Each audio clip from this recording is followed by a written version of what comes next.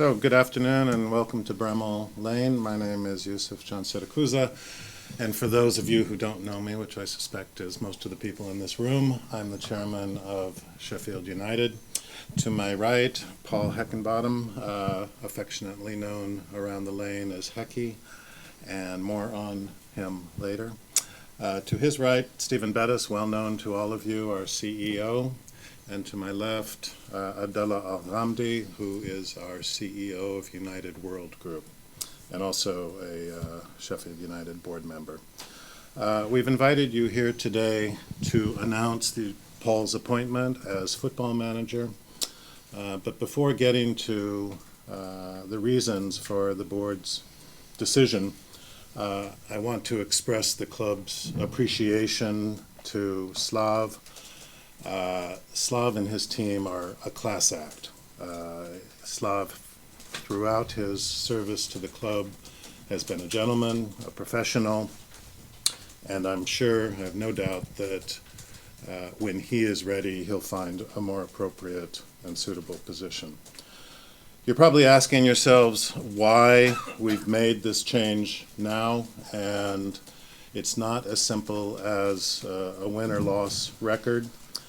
For several months now, the club and United World Group have been engaged in a strategic planning exercise. When we hired Slav, we hired, the strategic plan was not yet ready, and we hadn't yet hired the resources necessary to implement it. And as we all know, COVID played a large factor in this delay, if you want to call it that. We initially hired Slav as a coach to take us to the EPL. We firmly and without equivocation believe that he was a good choice for that role. At this point, however, the season hasn't progressed as we had hoped as a board, and in fact, with the strategic plan in place, nobody in the role of coach and coach only would be an appropriate fit for our strategy. Paul is the right fit. A superficial indicator of what we're intending is the title of football manager. Now Kev has told me that's not English football. That's not a title that any of you are going to be familiar with or perhaps even like. My response to Kev was, I don't care, I'm not English, and I'm not a football guy. What I am is the chairman, and that gives me certain prerogatives, one of which is to give the title that I think best captures the role that we anticipate and have discussed with Paul. So I've talked about strategy and that being the driving force behind the board's decision. So I think it's fair to say what is the strategy. Our strategic planning, in fact, like all strategic planning, has covered a number of areas: football, media, facilities, HR, commercial, governance, and finance.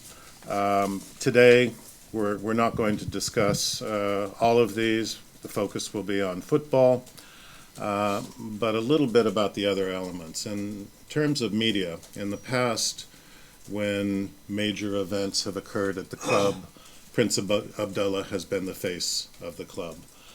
Moving forward, that will no longer be the case.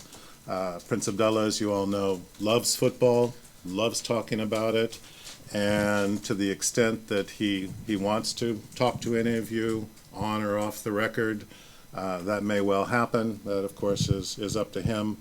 But I don't want you to think that he is the one that will be speaking for the club at major junctions. Likewise, you won't see much of me either.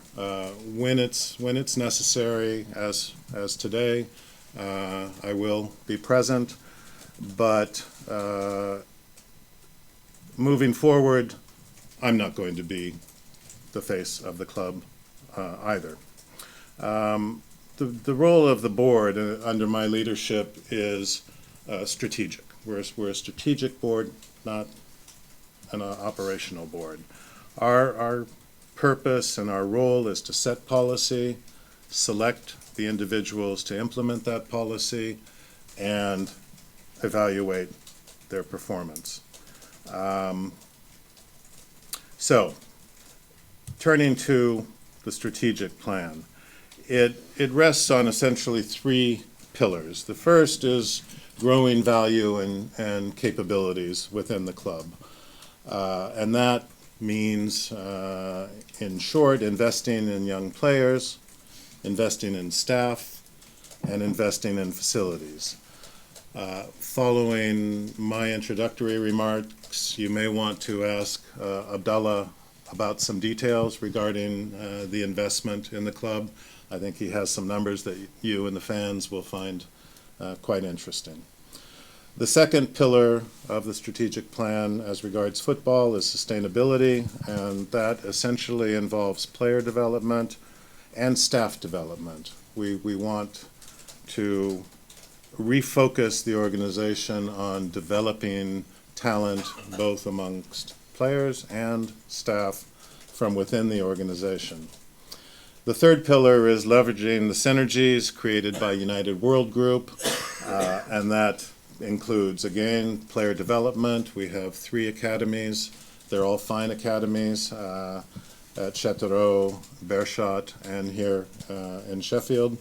Scouting, expertise and best practices, and the geographical reach of United World Group.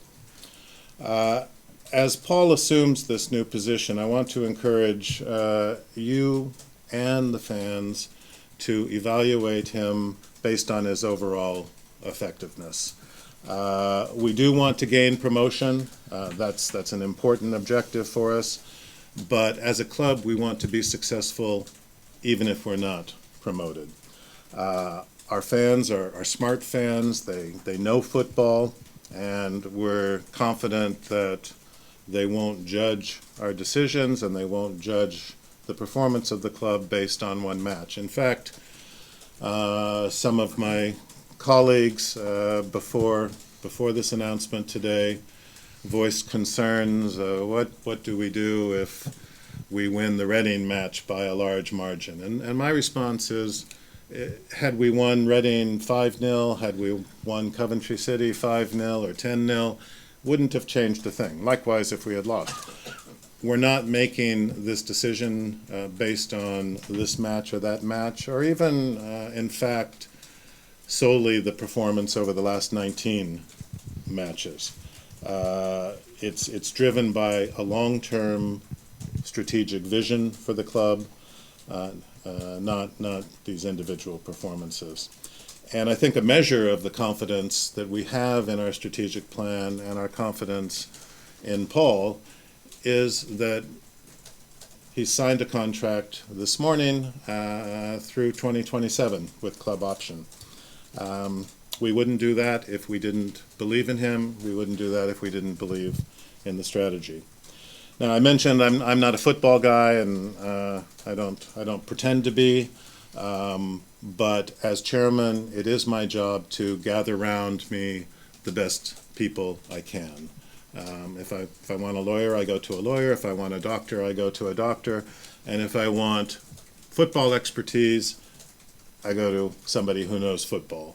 And with all due respect to all of you and to our fans, we want expertise, and we think that Paul and his team brings that expertise, and they're the ones that the board will be listening to.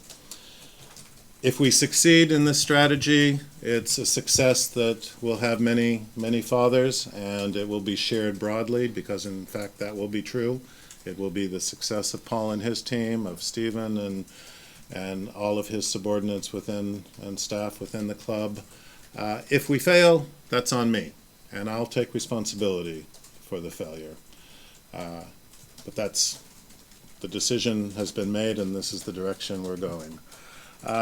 Before getting to your questions, I want to make a final point. Our business is football. And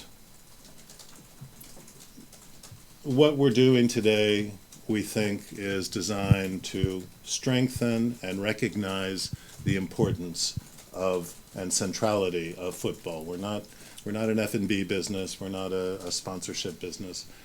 We're a football business. Prince Abdullah and I, however, believe that success of the club means more than just success on the pitch. It also means reflecting our values, and in this regard, I want to emphasize that the club embraces EDI, equality, diversity, and inclusion, and places safeguarding as one of our highest priorities. Our assets, many of our assets, are very young. They're children, and it's easy to forget that when we talk about them as assets. We have a duty and an obligation in our academy and throughout the organization to be responsible custodians. The board and I want to surround ourselves with smart, experienced, confident, competitive people, but we also want to promote decency, mutual respect, and integrity in everything we do. And we believe that Paul shares these values and is the right person to promote them on behalf of the club. So, without too much more, the final comment I'll make is that moving forward, as I said, with media, Paul is the face of the club. When there are questions and decisions about football, Paul is the one that will respond and speak on behalf of the club. And when there are issues relating to the club, period, Stephen will be the one who will speak for the club. He's our CEO and will respect that role.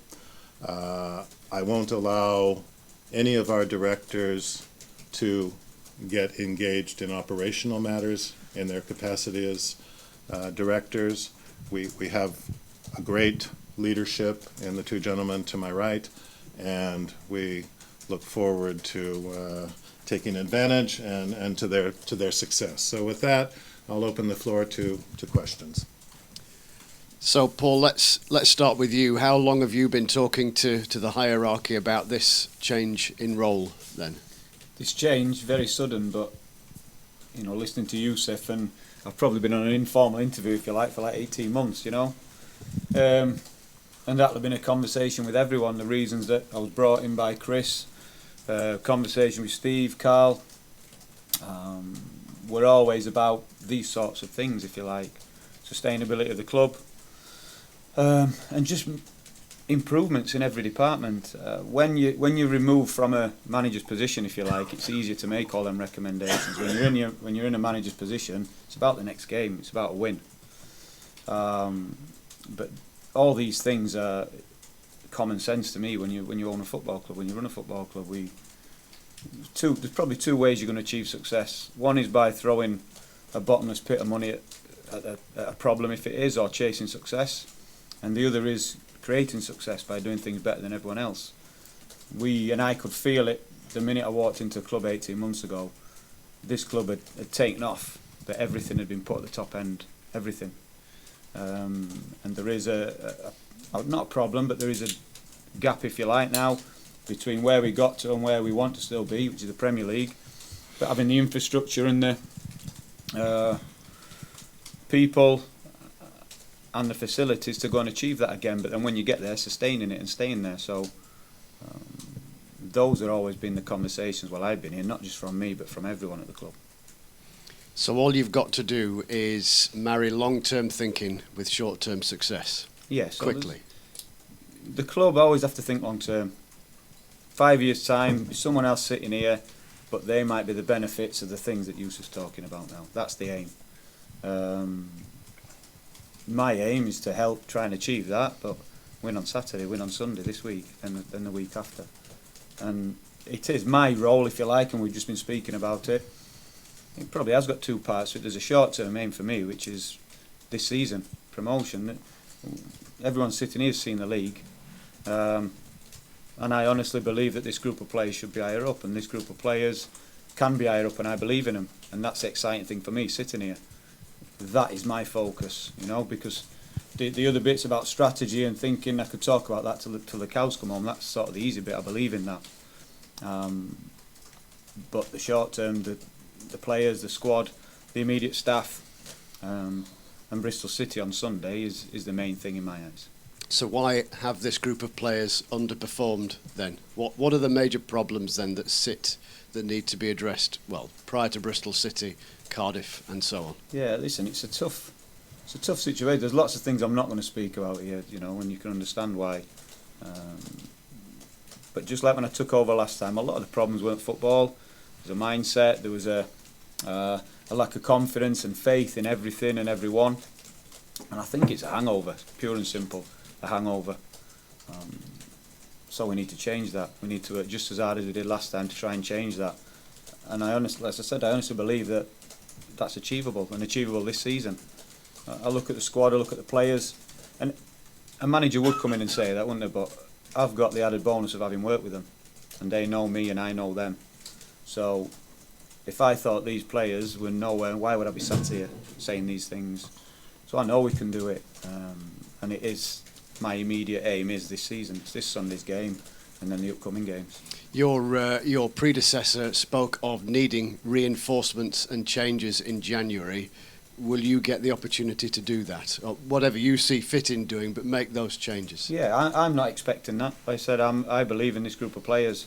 There may be outs more than there's ins. You know, if I'm to come in here and work and be honest and true with the players, you're not going to take everyone with you. You know that. You're going to take the ones with you who can make the change, the ones with you who are performing, and there's going to be others who fall by the wayside. It's just a matter of fact. And then that opens a door for someone else.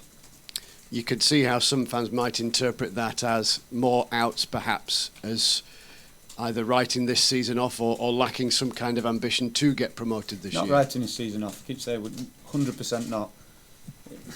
Sometimes the problem's unmotivated players. And unmotivated players aren't going to get us where we need to be. So I've been in this position before, and I've said these things before. Sometimes it is more important to get players out than in. And I'm not saying that's going to happen. I'm saying there probably will be casualties. We know that. But that can be just as important as bringing players in. So we'll have to just wait and see. There's a long time before January. We've got 5 weeks and a number of games, lots of training days, and then we can assess it then when January comes. And do you find a squad motivated, demotivated? How would you sum up morale right now then? Yeah, there's a disappointment. I've been on the periphery and the fringes, so I see what you guys see, but it's not a demotivation. It's not a lack. Everybody wants success. You sometimes get lost in it. You sometimes get lost in how to achieve that, and excuses can come out. People can point the finger at someone else when ultimately, if this season is going to be a success, it's going to be down to the players and the staff turning it round. That's it. So the focus won't be anywhere else other than that. Everyone roll your sleeves up and get stuck in.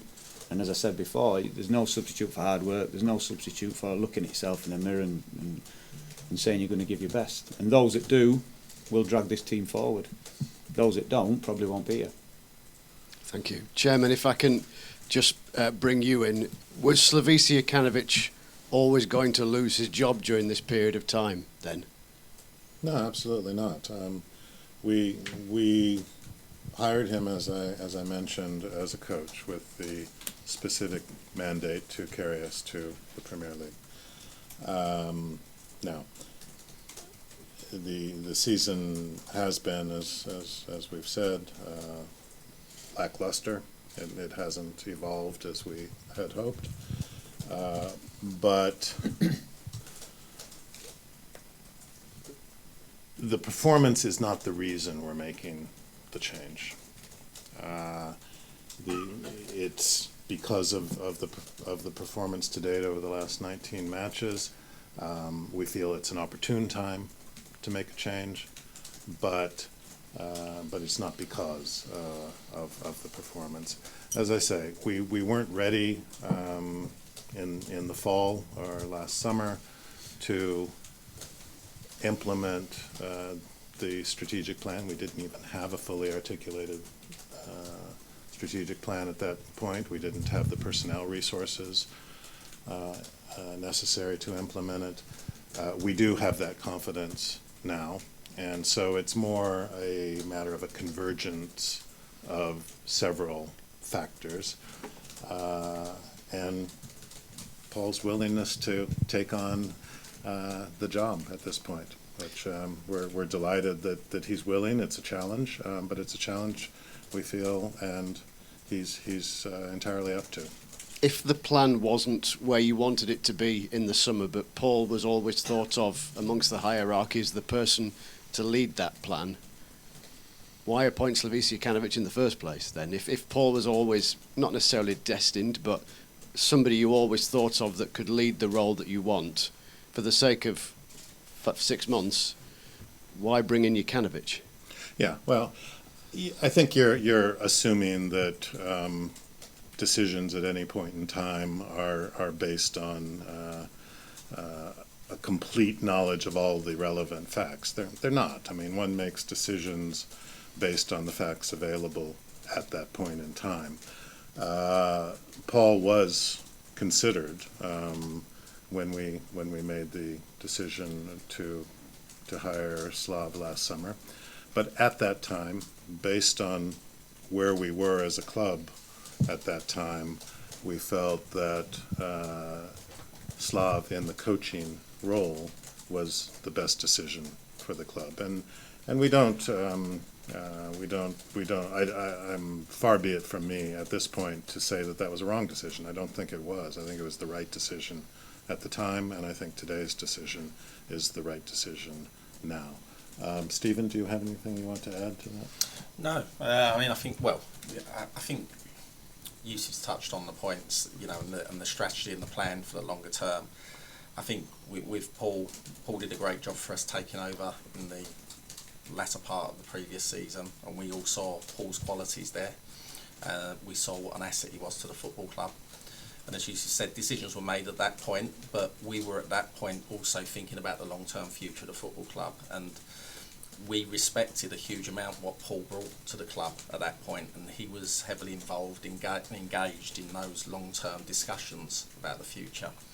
And from those discussions, it just magnified the feeling that Paul was the right person to take the reins in the football role and drive that department forward for us.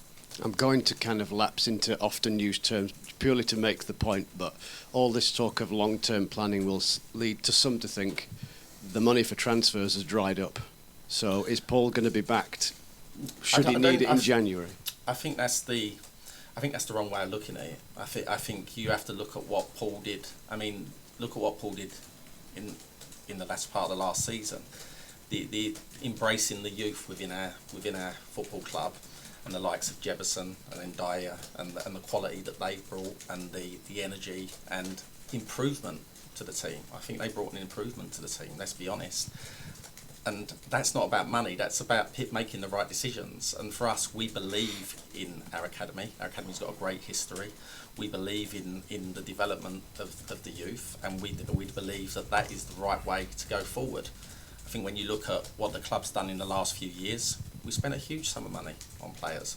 We showed huge ambition. Are those days then over then, Steve? Sorry to interrupt, but are the days of, appreciate you're not in the Premier League right now, but the idea of making the big money signing, however that's bracketed? No, I don't think they're over. No, I mean, you could take Ryan Brewster as an example as a big money signing, but he's young, and we believe that the future is signing young players. Some of those, will be cheaper than the more mature players and proven players. But still, it's about buying youth in the academy level and at first team level to actually move the club forward in the right direction.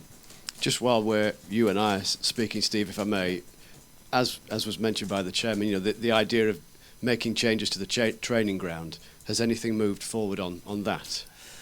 It's continually. We're continually trying to move forward with it. Is the answer. Slowly. Yeah, it's slowly. There's been in the last month, in fact, there's been some really good discussions with the council around some potential opportunities. The reality of the situation is, I think we've all expressed, and everyone's aware of our desire to improve the facilities, go Cat 1 with our academy, etc. That's all limited by space. We need more space to be able to do it. In order to meet the criteria, etc., we need more pitches and we need more space. And it's not the easiest to find that size space flat in Sheffield within the areas, the catchment area we want to be.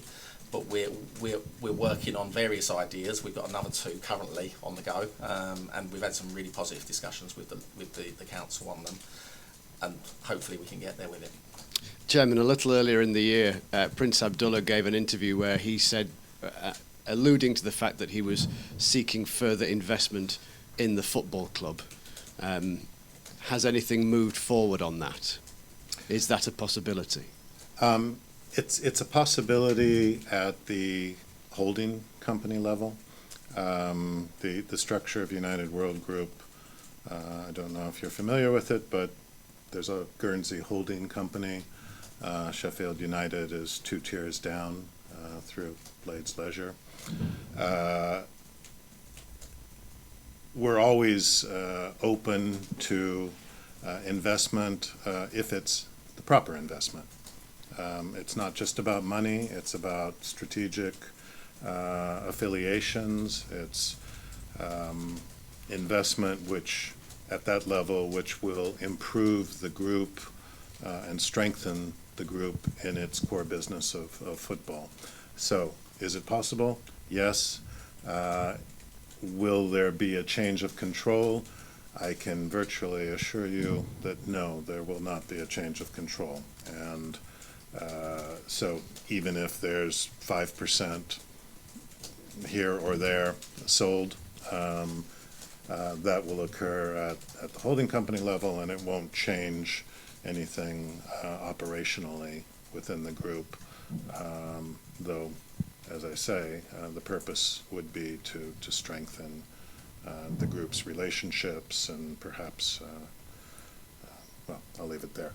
You did raise the question of investment, though, and I'd like to ask Abdullah to put some flesh on the bones rather than just talk about investment and transfer windows and commitment. Yeah. Let's talk some numbers here. Yeah, on the investment side, in terms of timelines, we are not in a hurry. Like, we don't need the investment today or tomorrow. We just look for very strategic investors where they can partner with us for the long-term plan. The long-term plan, which Sheffield United plan is the core of that plan, is part of United World Group. In terms of January transfer window, the question you asked Stephen about, I just want to shed light on that one. The cost of this change is more than the potential cost of the January transfer window transfers, I would say. So it's not about the cost of the transfer which led for such decision. It's more of long-term plan. When I say long-term plan, it's not the 2 windows coming forward or the 3 windows or 5 windows. It's the 5-6 seasons we want to plan with. And this plan needs to be built by the local team, by the club by club. In terms of United World, we are talking about Sheffield United. Paul and his team are going to cascade the plan and get us the more detailed and solid plan for the coming 5-6 years, which we will approve. It will include the investment in players, the investment in the facilities, which they need to lead with Stephen Bettis as our CEO. One information I want to share in this press, which is really important. I think in the last 4 seasons, we were 2 seasons in Championship and 2 seasons in Premier League. And everyone knows that there is TV money or broadcasting money, which is the main resource for any football club in this country. The total amount, which is public, and that's why I will share public information, but no one gathered it together and thought of it. In our plan, we back our plan with these numbers and these analysis. So we got around 237 million from the TV, which is public information, in 4 seasons, 2 seasons in Championship and 2 seasons in Premier League. However, in the same time, the number we spent or we invest, we think of it as an investment, 430 million. 430 million versus the TV money, which is 230. The 430 million, I'll just go down for the information as well. 430 million comes plus 130 million in the transfers, which is, we see it again as an investment, plus 200 million in the first team. We renewed almost all the players we wanted. We renewed their contract, we secured them, and so more than 200 million we spent there on the players on the first team staffing. And then if you look at the facility, we invested more than 50 million on acquiring the facility and developing. However, and another 50 million on the other operational cost. However, if we think of the coming 5 years, we will spend more, we will invest more for sure, because the club is growing, the staff are growing, and the players and the level of the players we'll have always much better players. Bottom line, we need a plan for that. So if we want to spend 500 million in the coming 4 seasons, we need to have, assuming that we will be in 2 seasons in the Premier League and 2 seasons in Championship, but if we are in the Premier League, it will be much more. We need to have a plan. The plan should not be, I'll use some of the words I see in the media, like we need fresh bloods, we need new bodies in the coming window, or in the window after. Or no, we will not work this way. We will work with the football manager and the team on a longer term plan where they can promote players, staff from within, and where we can see this football club, as Paul said, more sustainable. So even as ownership group, we want to feel like proud of this. Even if we leave this football club after 5-10 years, we feel like, okay, we did not make the amount of debts that we see it in other championship clubs in the league. If you look at the championship deficits of last season, 500 million pounds. This is public information. It's a lot. So what we are saying here, we want to have a plan. We will continue investing. Next season, we will have new hotel here, hopefully, with, as Stephen said, if we get the permissions on the extension and so on, we will have new academy, new first team building, and all of these things, but with a partnership with our football team, where they will be part of the business planning for all of these things. This one for you, Paul. You were a caretaker manager last season. When you came into that position, you didn't aggressively put yourself forward for the job on a permanent basis. So why do you feel now this is the right fit for you? Is it about the strategy and the long-term planning? Yeah, the timing and because I enjoyed that job. You know, the 23s, I loved it. The work we're doing at the club, really seeing a benefit. But I think this role now gives me a chance to progress on the work that's being done. You know, we're talking about investing and buying. One of the priorities is, as Abdullah just said there, investing in what we've already got and making it better, or we'll fall behind. So the facility's a big one. The gaps in the market in terms of young players. Jack's put a fantastic coaching team together within the academy. So we need to get the players. We want to be known. This football club, for me, and one of our targets is to be known as one of the best developers. You know, whatever age group we bring a player into, whether that's academy, whether that's first team, we want them to be coming into an environment that's hungry and works and trains. And you know what? If they outgrow us before we can get the benefit, then we get the cash benefit. So you've got no problem with that. So there's going to be investment, without a doubt. And all this term, I know the strategy is the main thing. Everyone's talking about that, but I don't want to lose sight of this season. So the other thing you've just said, why? Because I've worked with the players, and yeah, have I got a different feeling? Yeah, because I do feel an attachment to them. I do feel we should be higher up. I do believe in them, and I want to work with them. So it is different this time. Yeah, I can't shy away from that. My circumstance last year when I stepped up, I saw it very much as helping out. I'd come in to do a different role at the football club for the previous manager and for the board, and I wanted to do that. Now I've been asked to do something different, and I think I can help there. So I'm going to do it and make the best of it. Is the squad that you inherit good enough to get promotion? Yeah, I think so. we've handicapped ourselves. Don't get me wrong. You're looking at the league, and 16th in the league is not where we'd want to be.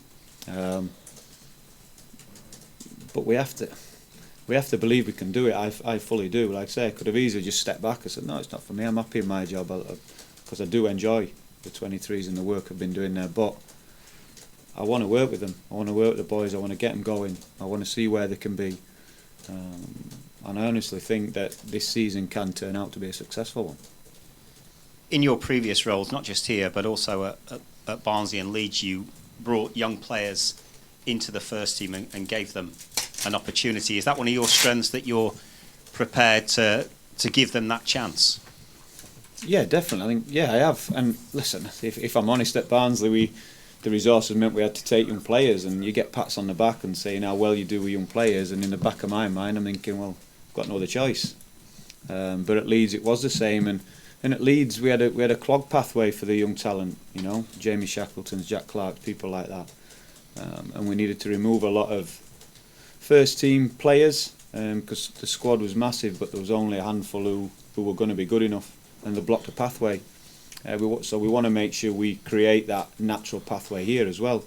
But you're not going to get in if you're not good enough. There'll always be a first team player ahead of you unless you can get past him. So the reason for the investment in the youth, the reason for the investment in good coaches is to keep driving that.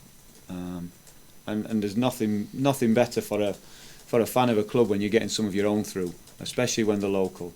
And we saw people reacted to the boys getting in last year, but they've got to get in and stay in. And if we want to win and be successful on the pitch, the job for me and the boys was there in the first team as well is to keep them out of the team. Then if they do get past them, we've improved the team, haven't we? So I do enjoy working with younger players, but it's not at the expense of the results. The results have to be at the forefront of our minds while we're doing it. Yusuf, if I can ask you, you've talked about a long-term plan and giving youth a chance. Does that mean that Paul will be given the time to do this job? There won't be a knee-jerk reaction to a succession of losses. Will he be given a period of 1, 2, 3 seasons, the length of his contract, to see this job through?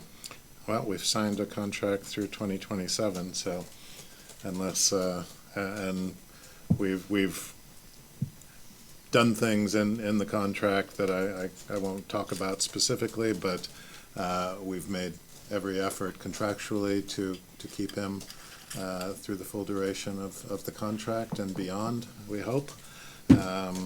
And again, I think if you look back, it's understandable that some might say, hey, you've been through, this is your third manager since taking over full control of the club.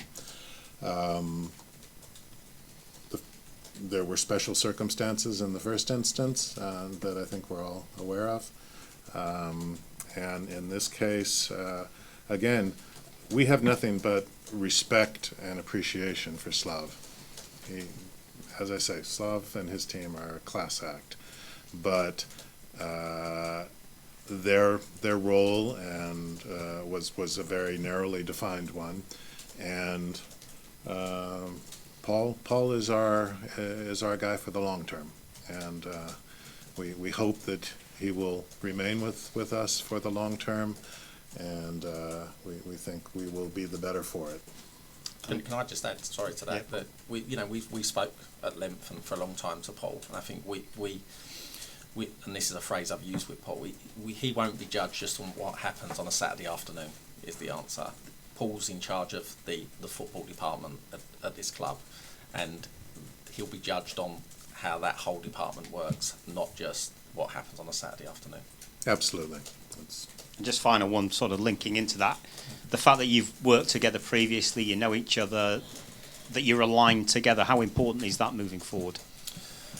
Yeah, I mean, funny, I was talking to someone about it earlier, and it just, when there's a period of change and changes are made, sometimes you still think, is this the right decision, etc. But with this one, and I think it is because of Paul and I have a long-standing relationship, and obviously Paul took the team for the latter part of last season. It just feels right, and it feels that there's not that doubt there because we know each other and we've worked so well together previously. So yeah.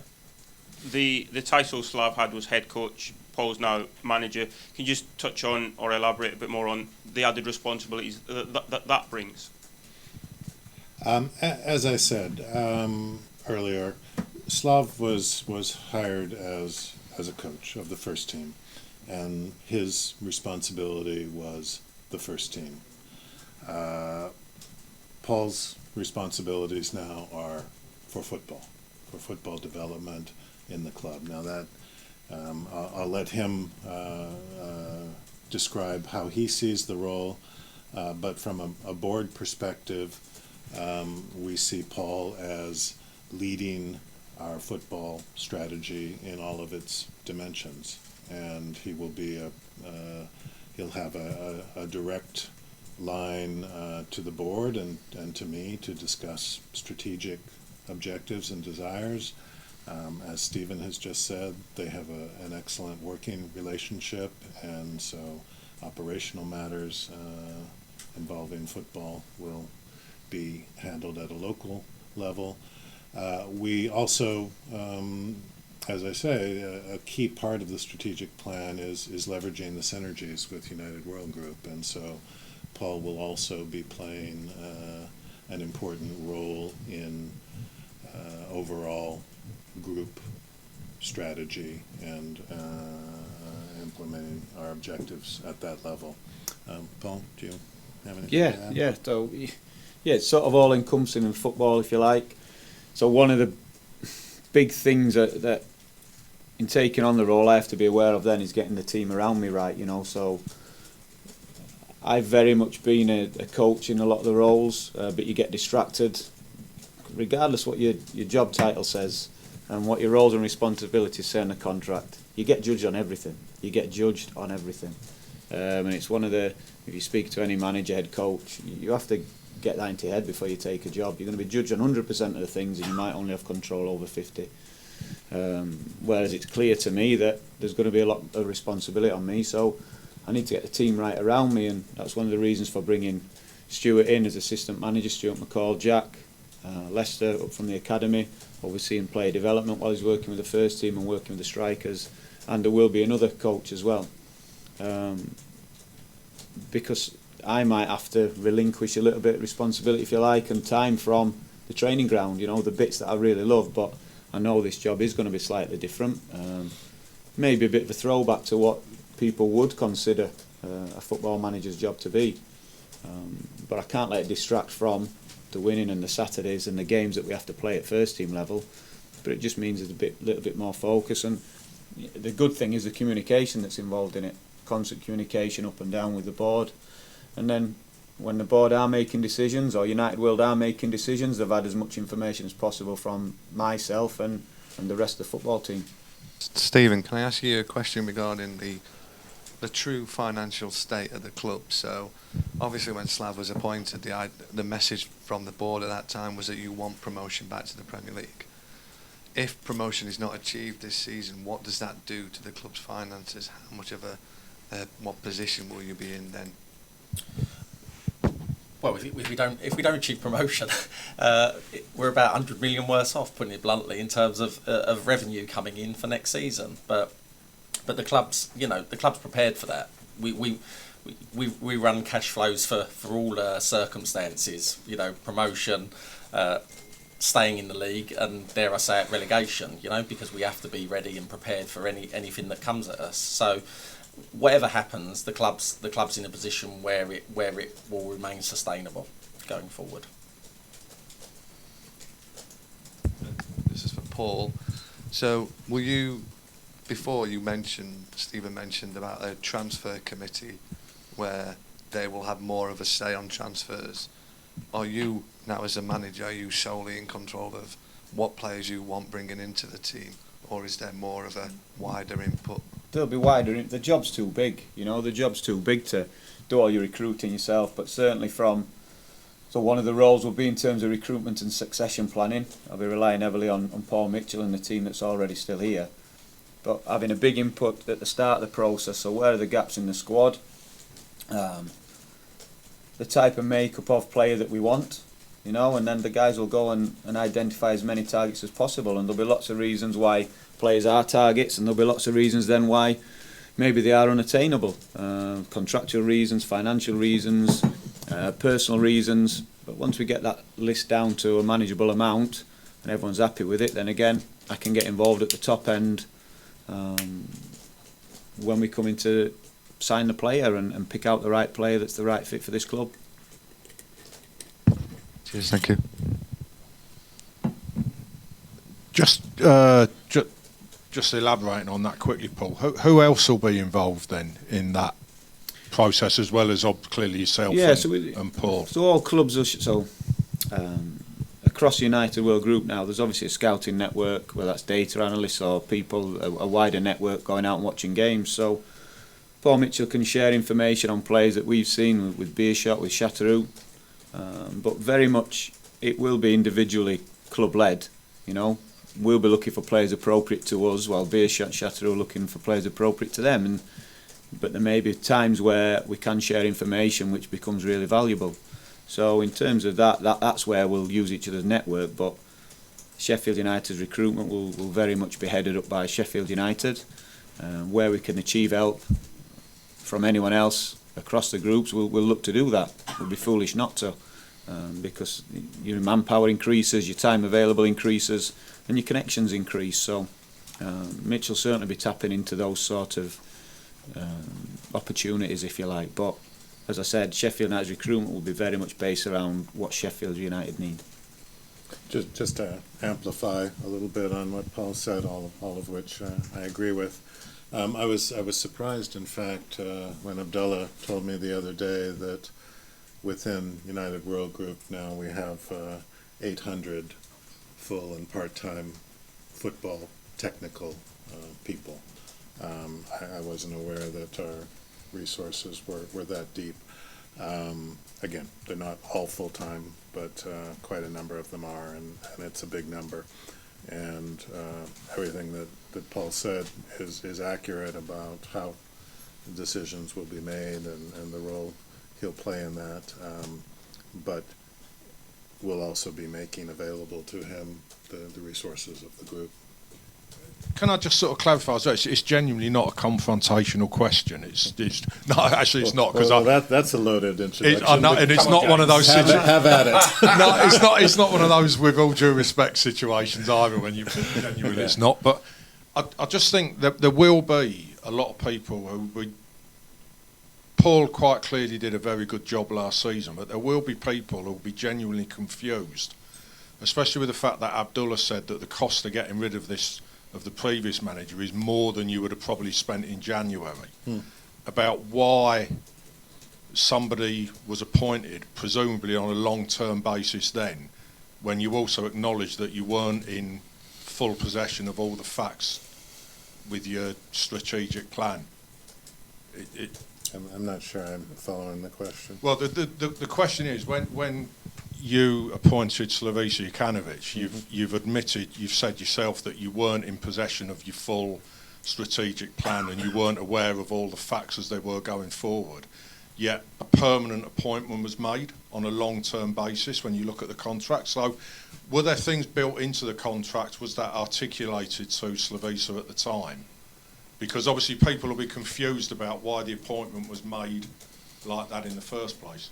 Well, again, the appointment was made at the time based on the facts in our possession at the time. What evolved after that,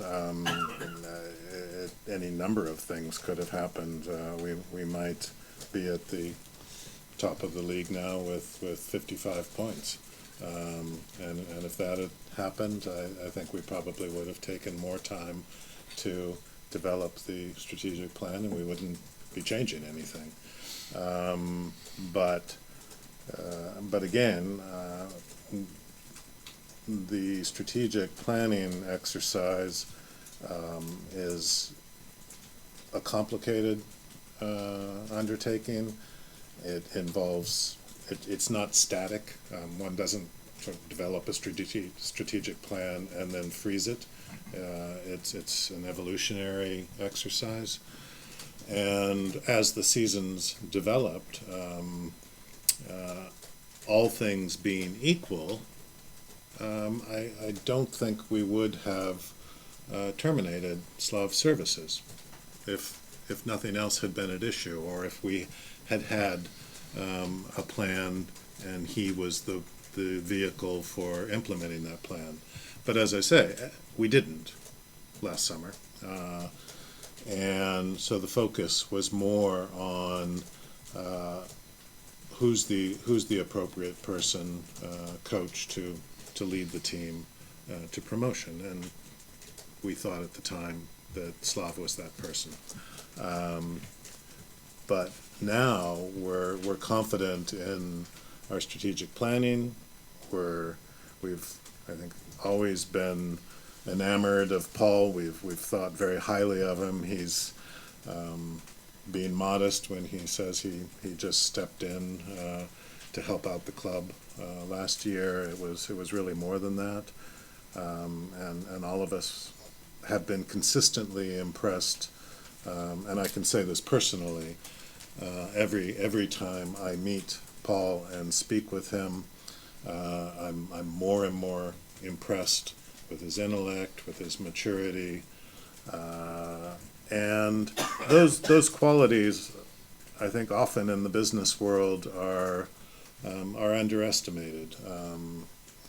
We tend to like short-term results, and leadership, character, in my opinion, matter. And not to say that any of Paul's predecessors didn't have those qualities, but Paul has them in abundance, and we're quite confident in the decision we've made and what it augurs for the future of the club. Just one last thing from me then. Again, it might well be me being a little bit dense, but is the strategic plan that's been formulated now then in part a response to the events of the past 4 months? If you wouldn't have changed it? No. I mean, at least not in the way you put it. I think the way I would characterize it is that any strategic plan goes through, is modified, is adjusted. Any business plan, in fact. I think it would be foolish for any organization to decide a strategy or a plan, and then blind itself to developments. I mean, common sense says adjust to circumstances, adjust to the facts as they are, and that's something that we've done. Could I just ask Paul, just on a practical level, Yeah. how do you expect this job to be different in terms of the jobs you've done at Barnsley, Leeds, Hibernian, in terms of your responsibilities? Maybe just listen to a bit more. I don't know. I'm not approaching it any different. Other than there will be more conversations up and down the chain with myself and the board, and that can only be a good thing. You know, I think everyone, and if you spoke to any manager, any owner of a football club, when things start to go wrong, a lot of it's a lack of communication. Within this role, there's an inbuilt need for that communication all the time. About all different aspects, so that'll be a change. You know, it's a necessary part of the job, but it should be anyway, really. But you don't always focus on it because it's the pitch, the football, the players. But apart from that, I'll be approaching it exactly the same. Like I say, the football side of things will just be approached the same way. Try and win the game on a Saturday. Try and win the game on a Tuesday. Try and develop the players. Work with the staff. But alongside that, there'll be a lot more conversations up and down the chain. But, I mean, with your wider responsibilities, do you foresee you being able to spend as much time coaching, for example, and things? Yeah, like I think that'll be up to me. I've maybe been guilty in my past roles of doing too much and not delegating enough.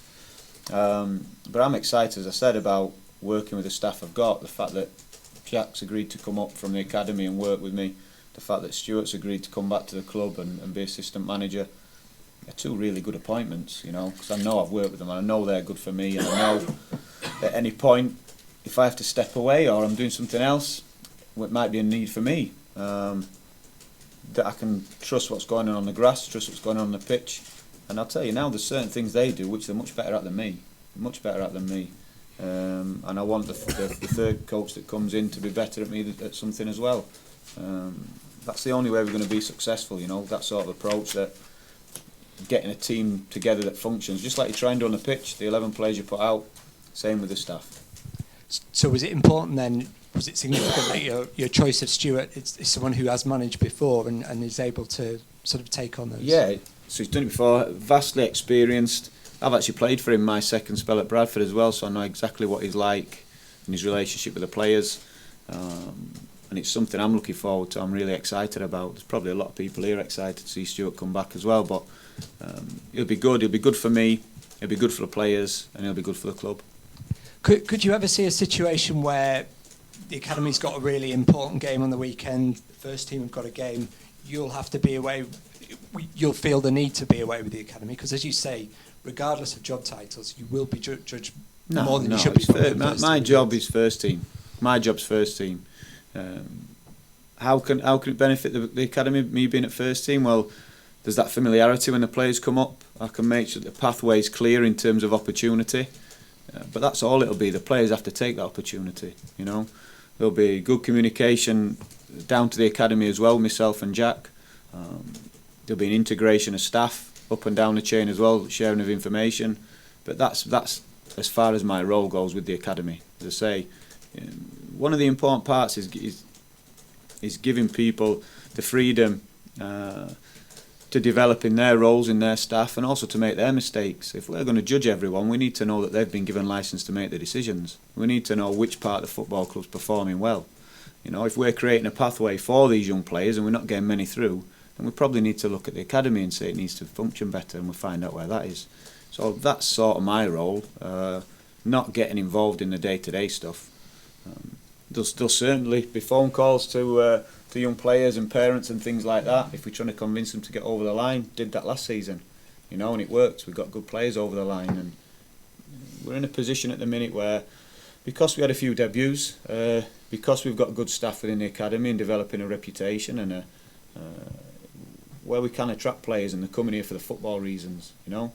If a young player were making a decision on finance or facilities, it wouldn't be Sheffield United.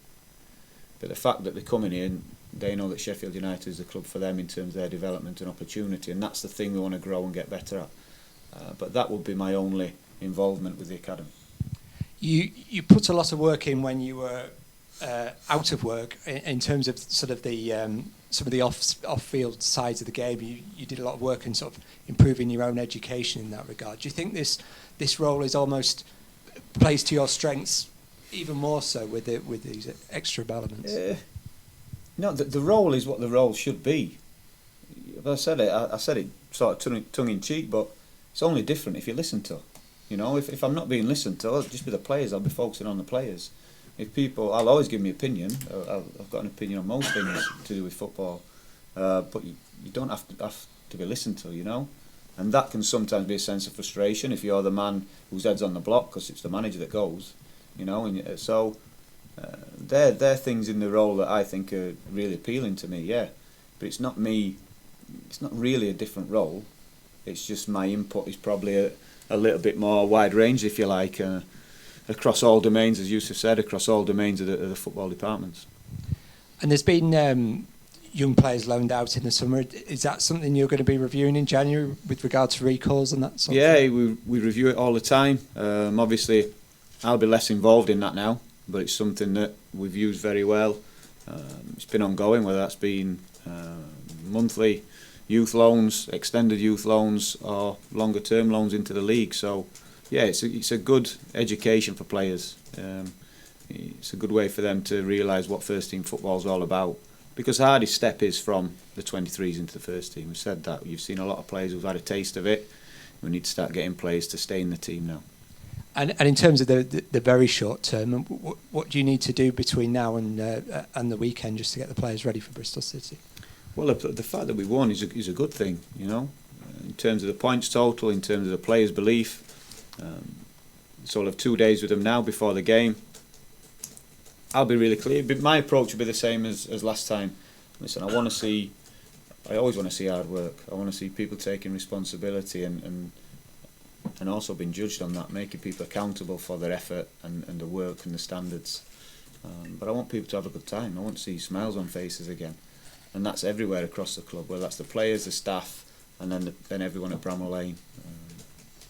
And you only do that by winning, and you only win by working hard. Go back to the same thing. So that's the priority, yeah. And that'll continue to be, even when you're winning. It's the hungriest teams that are successful, always. The hungriest teams. But if it was that easy, everyone would just take a tablet, wouldn't they, and get the hunger. But it's not. You've got to try and develop it. But that's our focus, and I'm confident in doing that. And the staff have brought in, like I say, so I'm looking forward to it. And just a final one to Yusuf, if I may. As you mentioned, you're not a football man, so you've kind of come into this with fresh eyes. This appointment, this change of responsibility, kind of bucks the trend in football. But looking at it from outside, do you feel this is just a better way for the role of football manager to be defined now? I think so, is the short answer.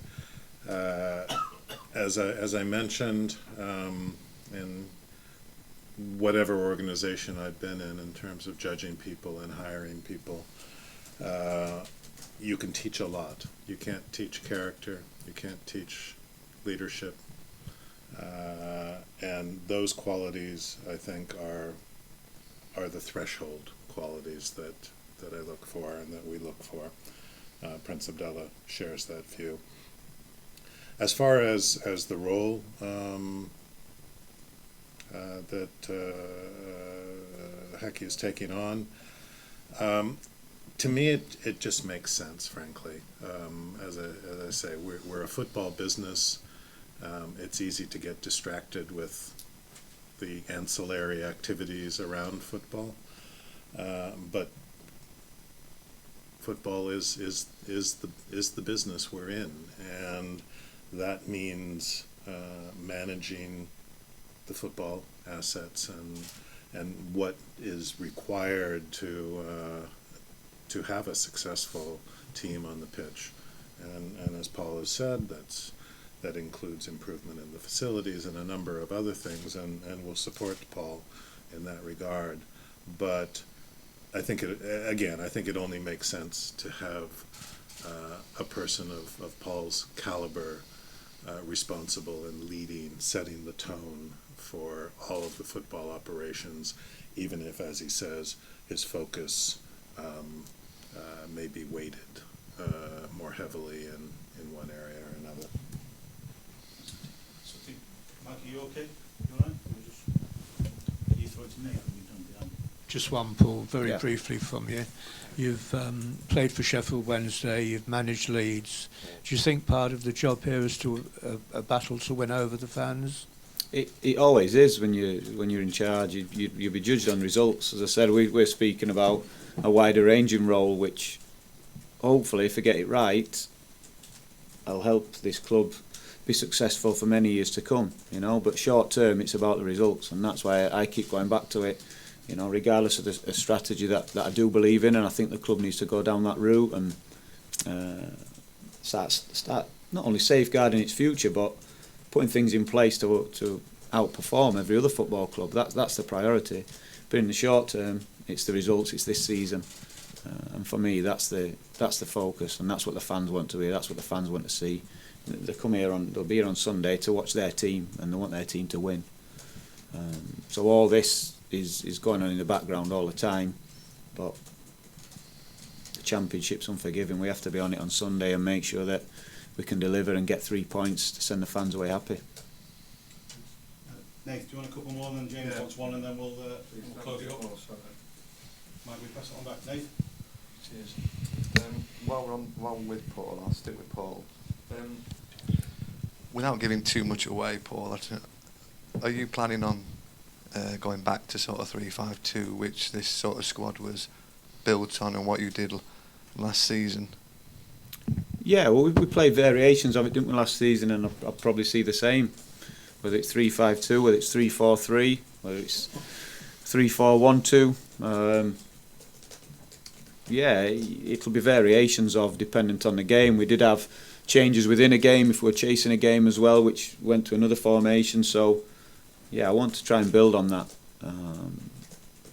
and make sure that we get the most out of this squad, and make sure that every player feels like they've got an opportunity and they can earn a place in the team. And then if the team's winning and performing well, we can stay in the team.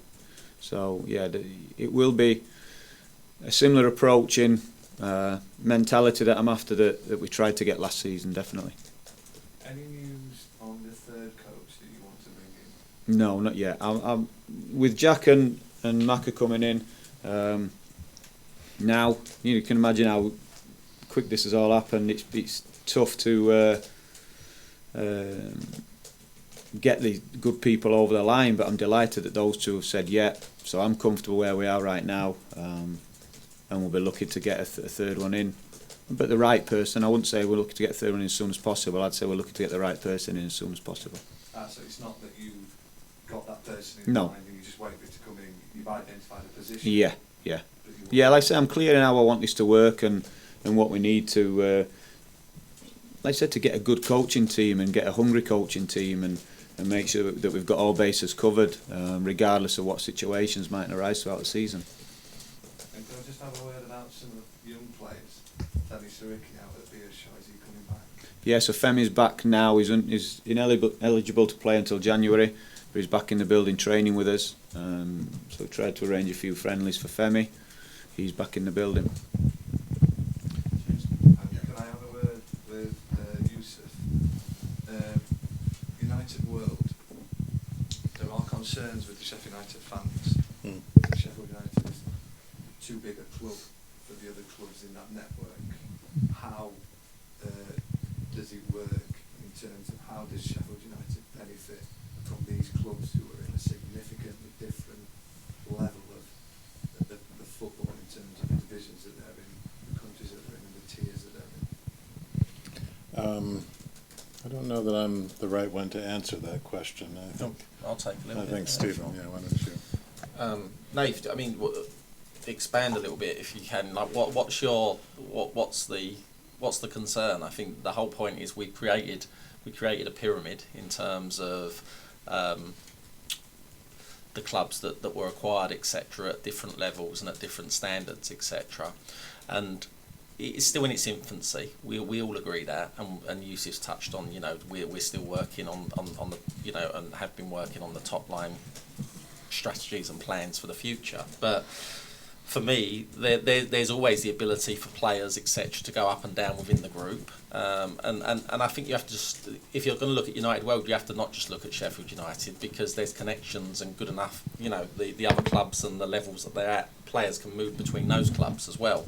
And then ultimately, if one of those players becomes the real talent that we think we potentially can produce from those clubs, then there's the ability for them to come up to us. And likewise, we've already seen it a little bit. It's not been the first couple, unfortunately, haven't been as successful as we'd have liked, but loaned down to Beershot from ourselves and trying to utilise some of the younger players playing there.